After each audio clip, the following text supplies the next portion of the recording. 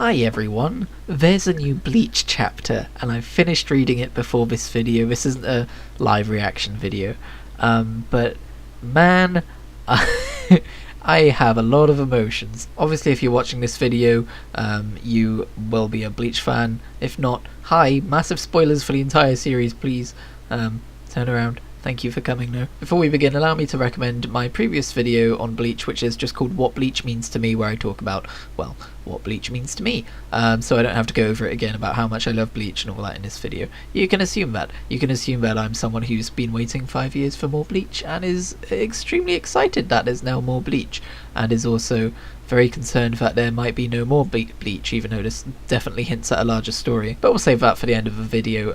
Let's go through this kind of page by page.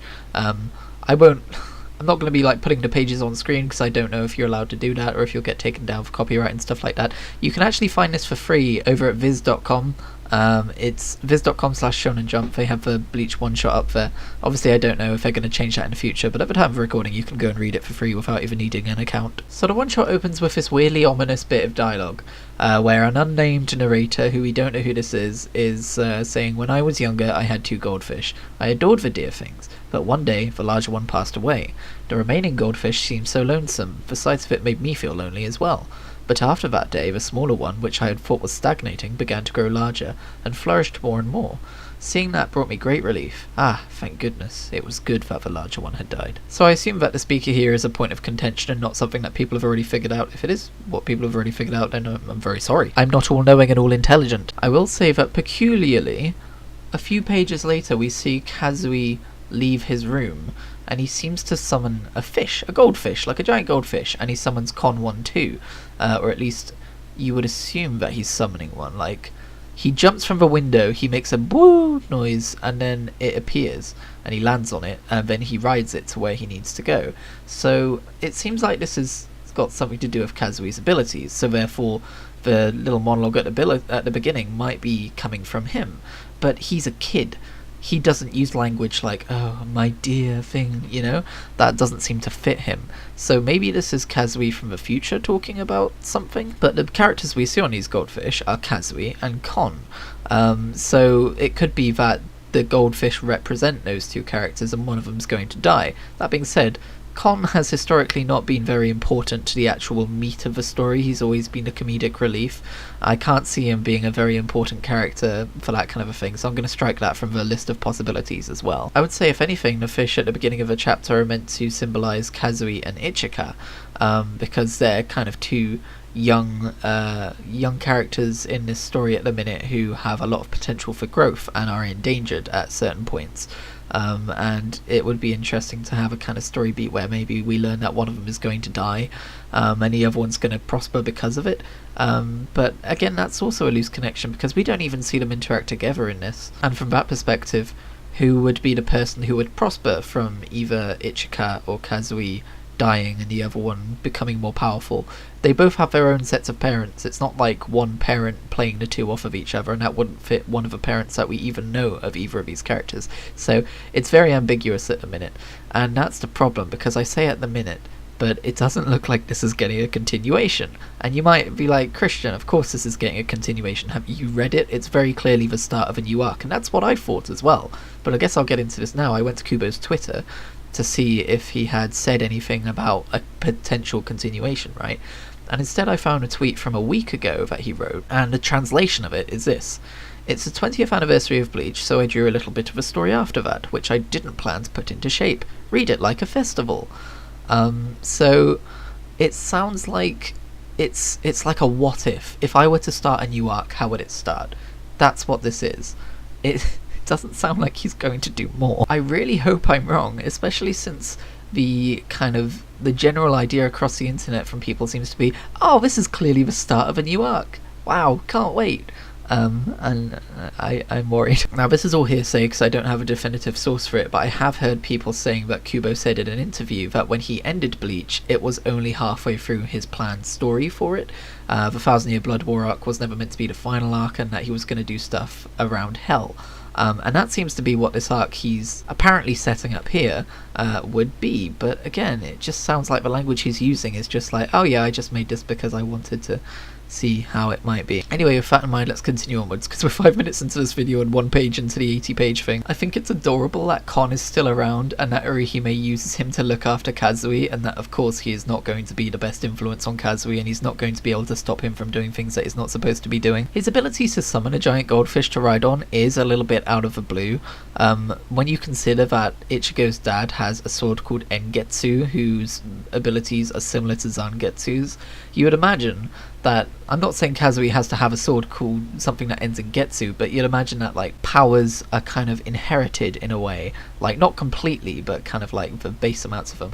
And Kazui, genetically speaking, is extremely interesting because his mother is a Fullbringer and his father is Soul Reaper / Hollow / Quincy. So where did a fish come from? I mean, it reminds me of Unohana's fish, giant whale thing that she would be able to summon to ride around on, but other than that, I don't know, dude. Although now that I think about it, it's possible that it's some kind of dead spirit that he's just befriended and he was calling as he jumped out of a window to come and pick him up. It might not be an extension of his powers. Ah, epiphany. It's possibly the dead spirit of a goldfish that is being talked about at the very beginning of this chapter, which could be maybe the voices from some guy in hell or something, and the fish came from hell. I don't know. Kazui throughout this manga one shot is kind of portrayed interestingly, because on the face of it he's like a carefree child, right? But then he leads this soul to hell because he can open portals to hell, I guess. Because of course he can. And he doesn't seem to, either he doesn't understand that hell is this really dark place that souls want to avoid at all costs, or he's been warped by in some way by visiting hell, and he ain't acting right, and this is all a little bit creepy, and Ichigo's kid is some kind of hell demon. You could argue that the fact that he calls the spirit a Mr. Sniffling Crybaby Man is some inherent cruelty, but I think that's just him being an ignorant kid. Let's not forget that this is the same kid who one-shot Buck or Ewok or whatever you want to call him when he started forming again like he promised he would. And you'll have to excuse me because I haven't read the ending of Bleach for 5 years. I'm slowly working my way back to it, and there's a lot of stuff that I have forgotten, so if there's anything that I'm clearly forgetting which could be of note here, then yeah, let me know in the comments. But yeah, he opens a portal to hell in this really kind of specific way, where you have to clap 3 times and then a bunch of like disembodied eyeballs appear, and then you have to bow twice and clap 1 more time and a portal to hell appears.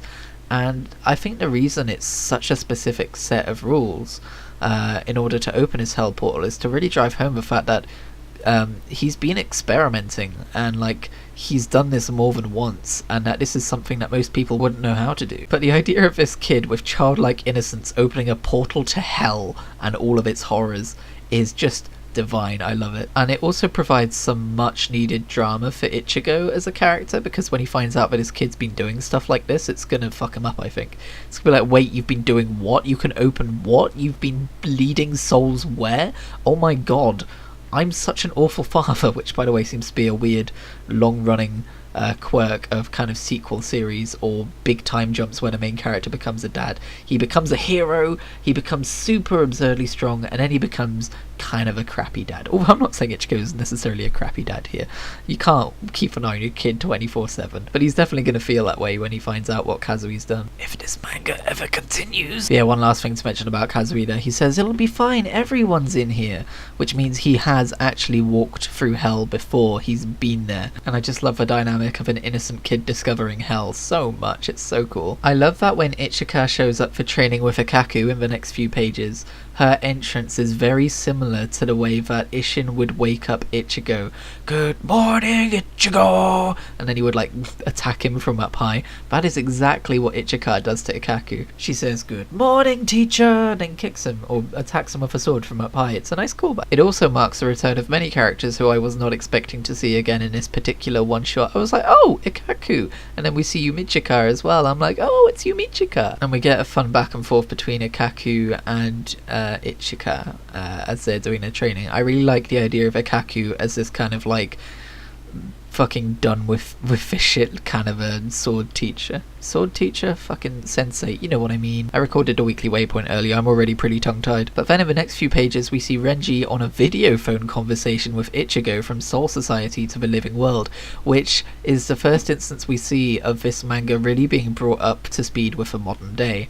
And it's true that the manga only ended 5 years ago, smartphones aren't a new technology that's been invented since, but this is the first time that the manga's really had a time to stop and breathe and reimagine the world after a time skip.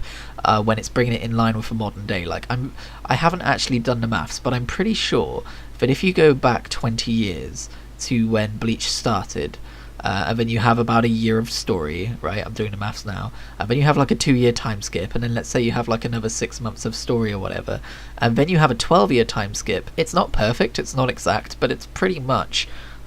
You could set Bleach around a time when it was first written, and you can now set this era of Bleach around a time when it's currently being written again. But I do find it really charming, the idea that Soul Society is really starting to kind of get up to date with technology. Urahara's come back from being exiled in the living world for so long, and now he's like, hey guys, there's this thing called TV, and I think you should have it. And it's just great, and he's updated the Soul pages to have video phone qualities now. It's really cool, and I like that Renji and Rukia can talk to Ichigo through this now. Did not expect to see Keigo, of all people, but here's Keigo, I don't know. He definitely seems like the kind of guy who would open a ramen shop. Also, sorry, we need to talk about how Ichigo looks. He is smiling, he's happy. I think it's very important to note, because I'm currently rereading Bleach, and going back to the beginning, he's just frowning constantly. They make jokes about it, like, there's a whole story plot point where when we're talking about the death of his mother, I'm pretty sure that issue is called Doesn't Smile Much Anymore, and that was his character at the beginning of this manga, but now, like, he's being portrayed as this guy who's come through the other end of, like, learning about who he is, about the wider world. He's overcome some of the greatest obstacles in life, he's got a family now, and he's happy, and it just makes me happy to see him like that. I don't know. It does remind me of how he acted in the final fight with Bach. Compare that with the final fight with Aizen, where he just looked sad and exasperated the entire time. In the final fight with Bach, he looked determined and serious, but he also looked happy in a weird way, like when he was talking to Rihime and fighting with her. At least that's how I remember it. Again, haven't read it in a very long time. But Renji is telling Ichigo about a ritual they're doing called the Konso Reisai, which is a thing they do 12 years after the death of a captain class person to kind of ease their soul back into the kind of soul of Soul Society. That was a lot of soul, but that's that. Apparently when they're too powerful, they can't kind of re-amalgamate with the reishi of Soul Society by themselves, so you need to kill a hollow in front of them to do it. I'm going to reread that bit in a minute because it didn't completely click with me. But it's such a good Chekhov's gun moment, because you hear about it and you're like, okay, that's the plot to get them together, you know, you don't really think about it twice, but it turns out it's this really important part of the plot which is going to drive the story moving forwards, if it does turn out to move forwards. Kubo, please don't leave us like this. Rukia's amazement with a video phone is very on brand for her. Remember when she was trying to figure out how to poke a straw into a carton so that you could drink out of it? Same kind of thing, isn't it? Whoa, this is amazing! You can see him now? Oh, I wasn't going to bother upgrading my phone, but now that you can do this, yeah, I might do it. It's so, like, she's always been clueless with contemporary human technology, but now that she's a mother, it seems to kind of, like, fall into that archetype of, like, the parent who doesn't understand how technology works, and it's like, you can do that now? It's cute. I also like that Rukia immediately scolds Ichigo for being the type of husband who leaves Orihime home to do all of the laundry. It seems like a natural evolution of their friendship, and I love it. Rukia chastising Ichigo, that is, not Ichigo leaving Urihime to do the laundry. Kuretsuchi has a new appearance, and it looks as horrifying as ever, and you know, they dedicated some time to him being a rival of Urahara's and doing his own technology, but it's creepy, and it's to do with bugs emitting holograms, which is very interesting. And you have to wonder, are we going to get some sort of like cyber soul society 100, 200 years in the future, assuming there is one at the end of this arc? I mean, I'm not saying in terms of us getting more story, I'm saying in terms of like that world still existing. Because I mean, just imagine it, a futuristic world full of technologically adept soul reapers. That's cool as fuck. We see him appearing in various different divisions, telling the vice captains what they need to know. And I forgot Isane became a captain, which is kind of interesting considering we've never seen her be powerful in any way. So it might be nice to see her actually fight with more powerful abilities in a potential future arc, wouldn't it? Again, no, maybe she already did fight and I've just forgotten about it. Again, it's been a long time and I've forgotten a lot about the Fafnir Blood War arc, I'm very sorry. We meet one of two new characters, a Tao. I don't know if I'm saying that name correctly. He looks a little bit like Chad, but I don't think he's actually related to Chad. We later learn that he's a character who talks through sign language, which I think is really fucking cool that they have someone like that in the manga, because mute people who have to talk through sign language, I feel like they don't get a whole lot of representation in media, so it's really nice to see. So after we see Mayuri talking to all of the vice captains and telling them what they need to do, the next scene we see is Ichigo and the vice captains out in the living world, which well, first of all, it's important because that's the main area we're going to be for the rest of the manga, but I really like the opening to this scene because it's just him and Renji standing midair, hands in pockets, looking dadly, shooting the shit, talking about things like, so what's this all about then? You know, he just kind of turns up because everyone else is there. This isn't the actual thing he was specifically invited to, but he was like, hey guys, how's it going? I'm just in the neighborhood. That being said, it's important that he decides to show up to a particular part of it that he wasn't technically invited to, because later on in the one shot when we see Yukitaki, his soul being sent to hell through the form of the substitute Soul Reaper badge being the kind of symbolism that was required. I don't necessarily understand how all that works.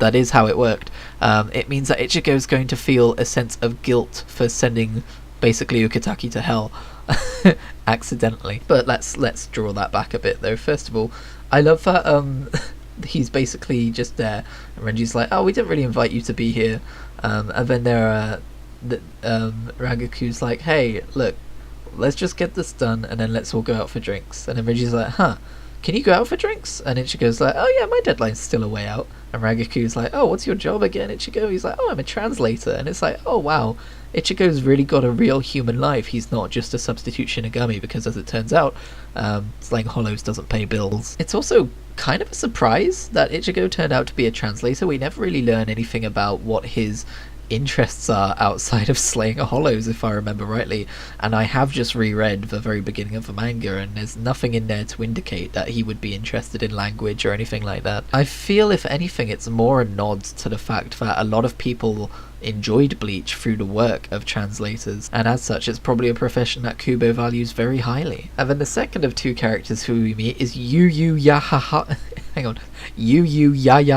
which is one hell of a name. She is another major feature in modernizing the manga and being like, hey look, we can be cool and hip with the kids. She's a character who's making all of the vice captains there feel old because she's running around taking selfies, applying filters to things, and it almost feels like Kubo's going, hey look, I keep up with the modern world, I understand what's going on here, and this is how this character would interface with the characters that you already knew from the 2000s, and it brought a big ol' smile to my face. I don't know what Gyaru are, but apparently she's obsessed with them.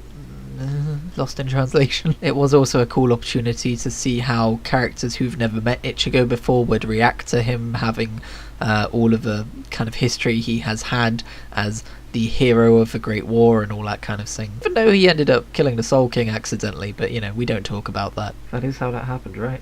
I think it had to be Ichigo because he was like a hybrid genetically and he was the only one. I don't remember anymore. Anyway, we then learn that Ichika has followed her dad to the living world, presumably because she wants to see Kazui because she fancies him, but also, I don't know, just because someone would be left out. And she's the first person to see the Hell Hollows that appear, which is what I'm going to be calling them for want of an actual official term. And weirdly, nobody else sees them until she does. And it's not like these Hell Hollows aren't kind of forming in front of their very eyes. They're right there.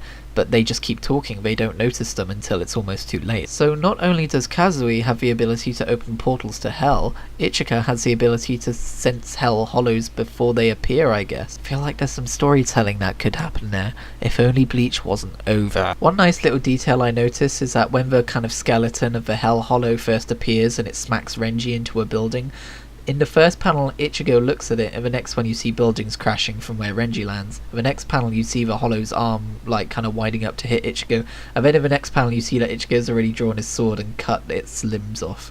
It's like, yeah, Ichigo's still kind of a god tier character. His reaction speed is pretty tasty. And you have to wonder, just how much action does Ichigo even see these days? How many tough opponents does he even have to face these days? Now, I feel really bad about this, but I don't know who the light-haired vice captain is who gets one-shot by one of these things. I can't make out who it actually is. I think she might be one of the people who was introduced in the 1000-Year Blood War arc, but I can't be sure.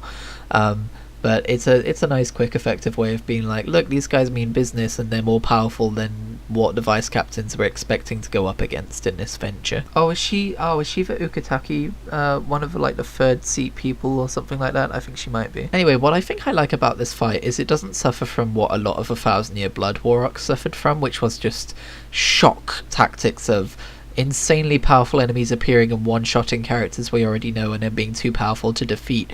These get a quick hit off on a vice captain from the shock of them appearing, but they are able to be killed. We get to see a Tao's Shikai and how it allows him to kind of summon a flock of birds to go and eat the flesh of Hell Hollow in quick succession, which was really fucking cool.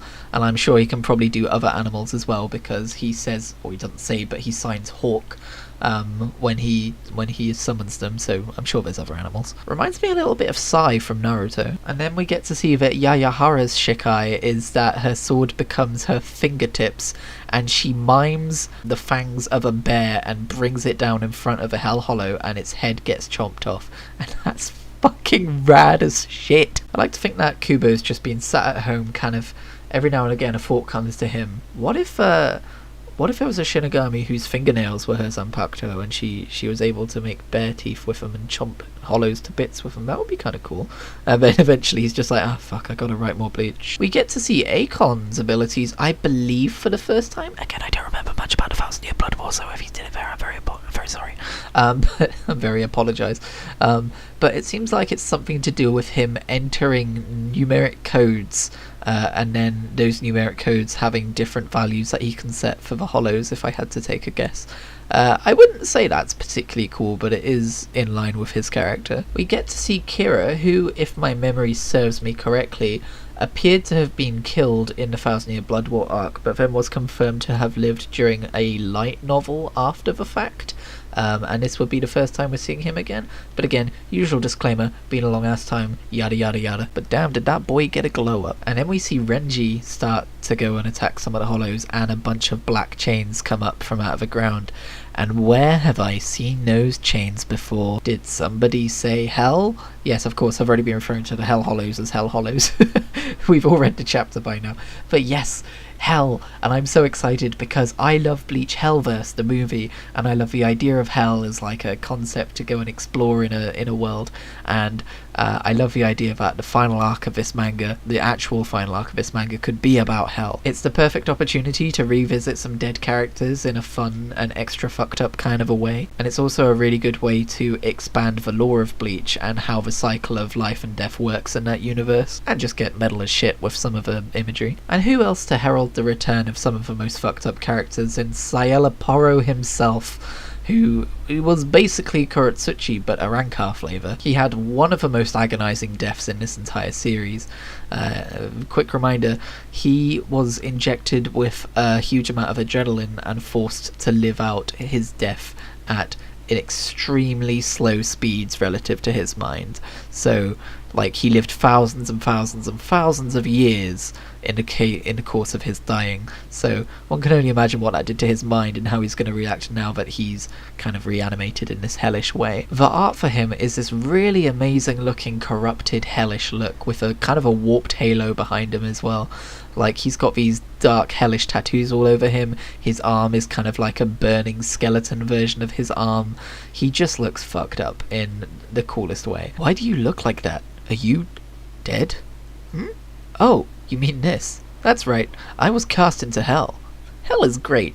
You can cast away your hollow yoke. My hole is no longer bound to my flesh. My hate and suffering are both like tears, as they overflow out of my brain. And as he says that last part, out sprouts a ram's horn, which, if I had to guess, might be an indicator of a power spike in that kind of, I don't know, whatever he turns out to be, because he's clearly not a hollow or an Arankar anymore. He is a creature of hell, and they're going to be their own faction, I'm sure. But you have a potential problem there with Ichigo's hollow mask being kind of like a bullhorn.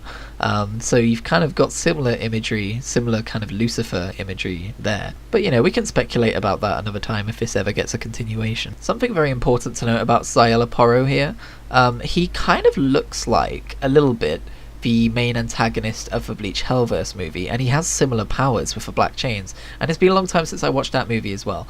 I guess maybe chains weren't his power, but the thing that bound him. But in imagery, he's very evocative of that guy, and you have to wonder if Kubo did write a Hell arc, would he incorporate elements of the Hellverse movie? Because there's been a lot of arguments about whether the Hellverse movie is canon. It doesn't take place on a timescale that makes sense in the Bleach universe, but apparently Kubo had some kind of an involvement with a film in order to kind of like tell them what hell is like in the Bleach universe, and he also references the fact that Ichigo's been to hell in the manga itself.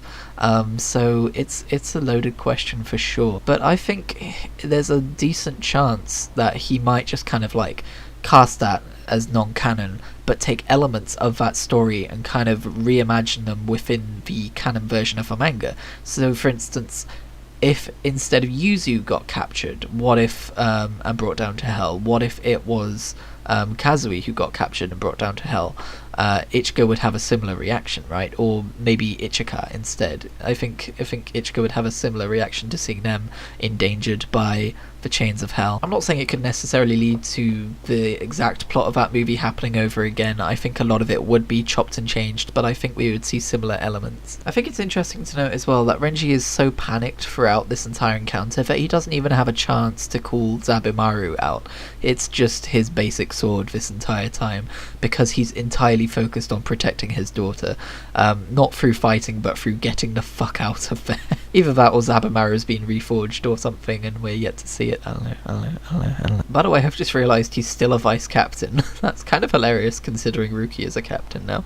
You would have thought they would be on the same kind of power level, but I guess not. Now, something that's very peculiar and very important to note here is that as Ichigo jumps in to intervene by cutting the chains, we see Zangetsu, and Zangetsu has had a few different forms since the beginning of the manga, but he's in his original form. He looks like basic ass 2004 Zangetsu, not Fullbring Arc Zangetsu or post Fullbring Arc Zangetsu, not Thousand Year Blood War Zangetsu with the dual swords which he was reforged into, but no, basic ass Zangetsu. And a lot of people seem to be confused by that, and I am too, but I have a theory. I think that Ichigo, as this kind of genetic hybrid with all of these different powers, he isn't necessarily bound by the same laws of Shikai and Bankai, them being the only two releases he possibly has available to him. I think that this form of Zangetsu is the form that Zangetsu takes when he's having his powers suppressed enough to be able to move around in the world of the living without causing issues, similarly to how Vice Captain levels are suppressed when they go through to the land of the living. And I think that's just how a lesser form of Zangetsu ends up looking when his powers are suppressed in that way. Think similarly to Yumichika and his sword, although Yumichika is the one suppressing the powers of his sword, but his sword changes drastically into another form, but it's still Shikai, it's not Bankai. So that's just my personal theory about why his sword looks that way. Here's an interesting note that I've just seen. Poro says, "You're in the way. It won't earn me much acclaim to kill you now, but I'm going to kill you, Ichigo Kurosaki." So, he's never met Ichigo, but he knows who he is. And if he knows who he is, he knows how powerful he is and what he's done in the past. But it won't earn him much acclaim to kill him? In what scenario would it not earn him much acclaim to kill Ichigo Kurosaki? In fact, why would Poro be so interested in killing Ichika in the first place? I thought it was just something he was doing to taunt Renji because he hates Renji.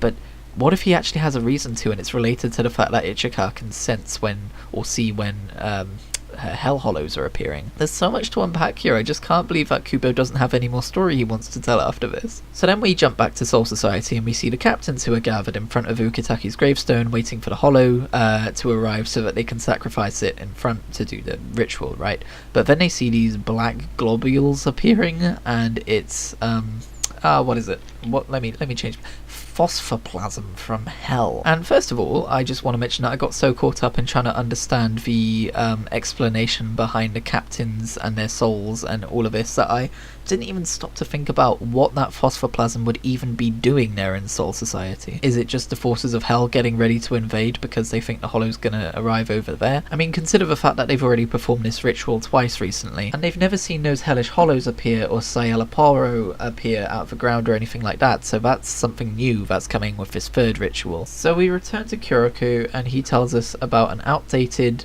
way of measuring power in Soul Society called Spirit Class. Which in the past it was a scale used among aristocrats. It indicated the density of spiritual pressure within reishi. A normal company member has 20th class reishi. The reason I want to point that out is because I'm currently rereading the beginning arc and someone is mentioned to be possessing 20th class reishi. So, or I don't think it's 20th class reishi, but 20th class something or other for spiritual powers basically. And I think it's really cool that that callback is being made. I thought it was just like something he hadn't fully figured out yet, because there's a lot of that in the earlier issues of Bleach. But they're actually calling it back as like an actual thing in the universe, which I really like. But then we get to some of the biggest revelations in this issue. Anyone above third class has spiritual pressure too dense to be reabsorbed without intervention. The Konso Reisai is a ceremony to allow that reishi to be returned. Again, I'm not entirely sure how sacrificing a hollow in front of someone's grave is enough to allow the reishi to reintegrate to the fabric of Soul Society, but apparently that's what that ritual is all about. And the fact you'd have to wait 12 years before doing it, again, just kind of seems like something that's convenient for this time skip in the manga, but there you go. Anyway, the old wives' tale that he heard about was that in actuality, reishi that is third class and above can never return to the soul of the Soul Society.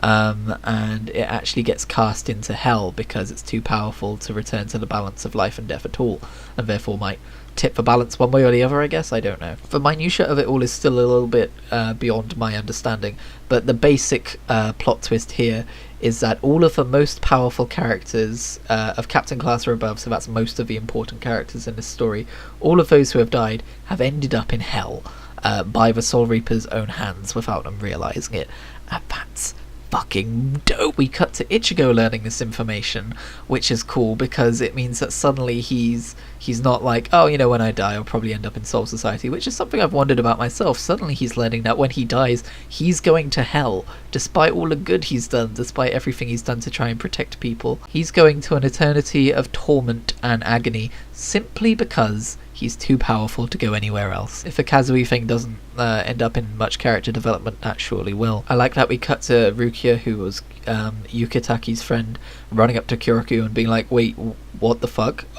Are we really doing this? Is this what we've been doing? And then we cut back to Poro telling us that the balance has collapsed. The powerful spiritual pressures that were holding the Maw of Hell shut, Sosuke, Aizen and Yawak, have disappeared. Since then, you have sent those with powerful spiritual pressures to hell one after another, and the jaws of hell can now be wrenched open from the other side. Again, there's a lot to unpack here, but the general idea is that Aizen's imprisonment in Muken and Iwak's death have unwittingly loosed the chains of hell, and now we've been sending captains there by accident, I guess. So Yamamoto and Unohana have been sent there, and now Ukitake has been sent there too.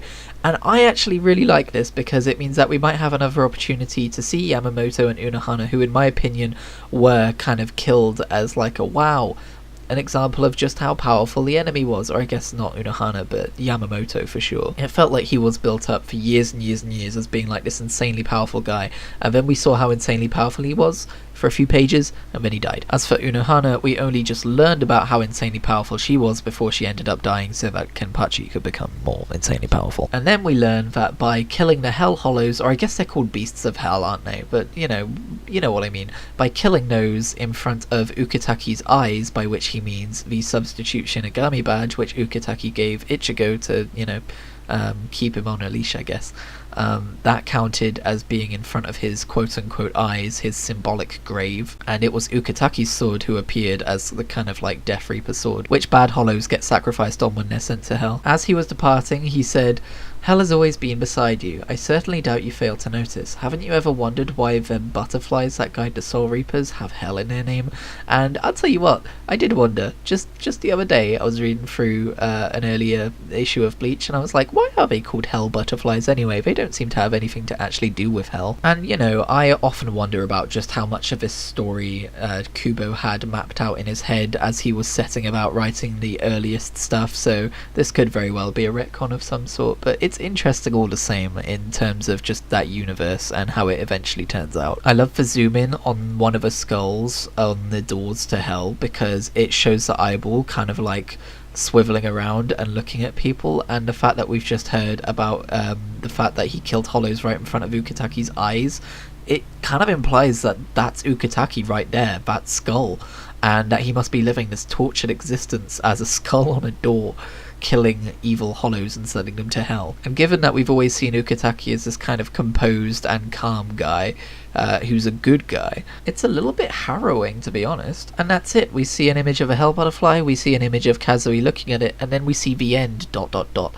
And that's the one shot, and I don't know about you, but that doesn't feel like a one shot to me. That sounds like the beginning of an arc. But hey, we're supposed to read this like it's a festival and not like it's the beginning of something, so I, for one, will be absolutely dismayed if this doesn't turn into an arc, or if this doesn't get some sort of continuation, because now I have so many questions, and now I'm so excited to learn more about Hell, and you can't just leave that there, right? You can't just be like, oh hey, by the way, Yamamoto and Unohana and Ukitaki, they're in Hell. Well, thanks for reading Bleach, bye. That's it, that's the end. Because that's not an ending, that's a beginning. And there are so many cool things you could do with an arc like this in the first place anyway. Like, for a start, you could bring back dead characters like Ulquiorra, but you could also, like, finally show us what the original Gote 13 characters were like, because we know that they were scarily strong captains who didn't necessarily have the moral values that the current former captains do today. And in this issue we see them talking a few times about how, Ichigo jokes about, is this even ethical? Like this old ceremony that they're doing, capturing a hollow and then killing it somewhere else. And it's a little nod to the fact that the Soul Reapers of the past were more brutal, and that the Gote 13 team of old were more brutal. It would be fun to see what they're like as arbiters of Hell, I guess. Anyway, if you've listened to me ramble about this issue of Bleach for over 35 minutes, thank you very much. As you can tell, I'm very passionate about this, and I'm sure you must be too, so let me know what you thought in the comments down below. Let me know if I got anything wrong, and I'll see you in another video maybe if you feel like sticking around.